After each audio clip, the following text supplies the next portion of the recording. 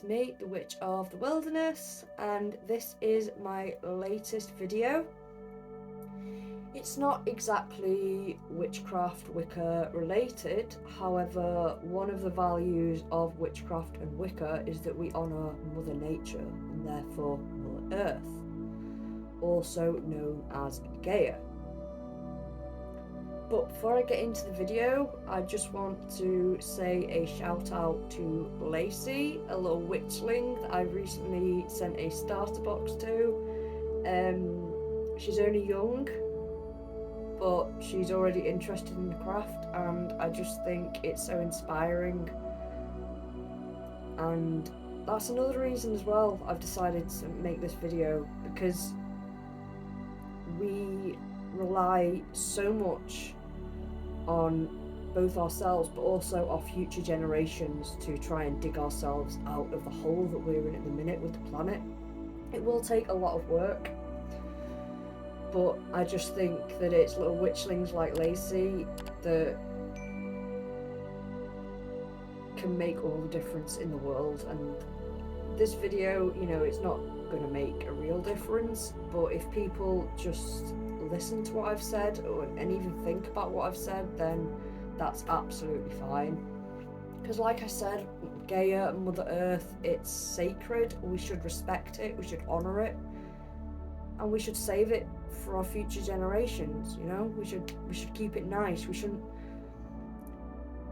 run it down to the ground and then expect the next generations to fix it when it's no longer fixable.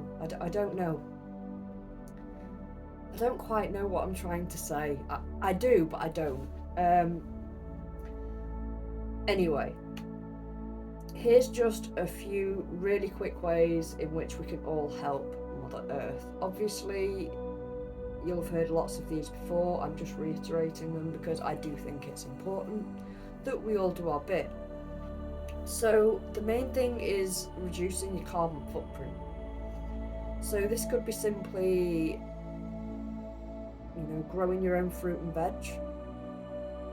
You know, imagine how many less planes will have to come from all over the world with strawberries and oranges and everything from all these foreign countries, when you could just grow them at home or in pots on a balcony. You don't even really need a garden. So I just think that if everyone starts to be more sustainable and trying to reduce the carbon footprint, it could go a long way. Which also leads on to the next one, which is using less plastic. You know, instead of buying water bottles made out of plastic, just refill a glass one, you know, or a mason jar that's made out of glass, or, you know, something that's reusable, just a reusable water bottle instead of just single-use plastic, because single-use plastic is really not the way to go. It annoys me when I buy like things for my son and for me, like wagon wheels. Like, you get 6 in a pack. The pack is wrapped in plastic, and so is every single wagon wheel. And then when I go to check the recycling, not one little bit of it is recyclable. I'd be quite happy if I received wagon wheels or biscuits or whatever in a cardboard box. I don't know the fascination with plastic at the minute, but, you know, use less electric, which relies on fossil fuels and carbon heavy fuels. So sometimes, especially now, you know, it's getting brighter and the sun's out longer, one thing I like to do is use solar lights and camping lights that take the sunlight throughout the day, and on a night, instead of putting a main light on, I'll just have my little solar lanterns about, and it won't make the world of difference, but, you know, it's using less electric from fossil fuels and using it from a more sustainable source. So in a way, it is still making a difference. And, you know, even little things like hemp shopping bags or cotton reusable shopping bags instead of a plastic one makes a difference. Using soap bars and shampoo bars instead of ones in plastic makes a difference. You know, bamboo toothbrush over plastic makes a difference. I just think there are sustainable options out there. They're not always in your face. You know, you might not know that there's a biodegradable or sustainable version out there. And, you know, plastic is cheaper, it's easier. I do get that. And a lot of people say, why bother buying this when the plastic one's already made? The less people who buy plastic and, you know, things that don't biodegrade, the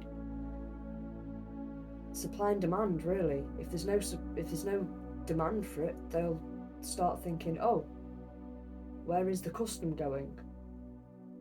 Like, I've seen pencils in Japan and places like that, and when they're finished, they have seeds inside. You bury them in the garden and they grow new seeds. There's a lot of things actually that Japan and other cultures do. Here in Britain, you know, there's not nearly as much as what there could be. I mean, our country's in bits at the minute anyway, I'm not going to lie. And my dream is just to live off grid. Go completely sustainable in the middle of the forest, away from most people, everyone. I'll come off socials, you know. That's my dream. Absolutely is my dream.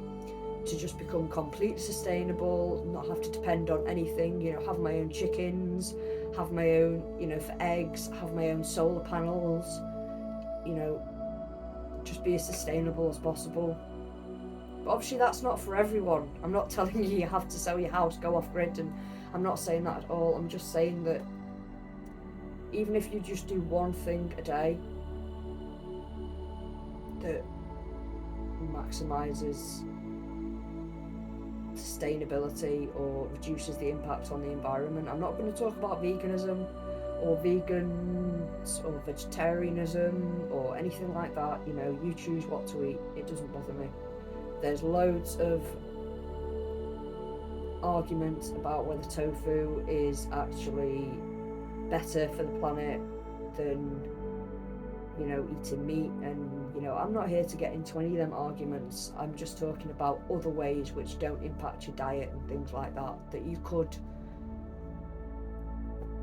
you know, help wildlife and bees by, you know, planting trees and flowers, dandelions. Don't cut them back yet, because this is the time when the bees love coming to the dandelions. And, you know, we do need bees. And then obviously, you know, if you have a compost bin, I love doing compost. Food waste takes so long to break down in landfill, and it reduces gases when mixed with all of the other things that are biodegrading. So if you use it in a compost bin, you know, you're giving soil, you know, you're giving worms food, you know, it's just completely natural. And yeah, that's pretty much just a really rambling, ranty, I don't know, video. Yeah, I just think it's important for people to start thinking more about Mother Earth and, you know, pollution. And, you know, sometimes I lie awake at night and I just worry about the state of society now. It's disrespectful. No one cares about the planet.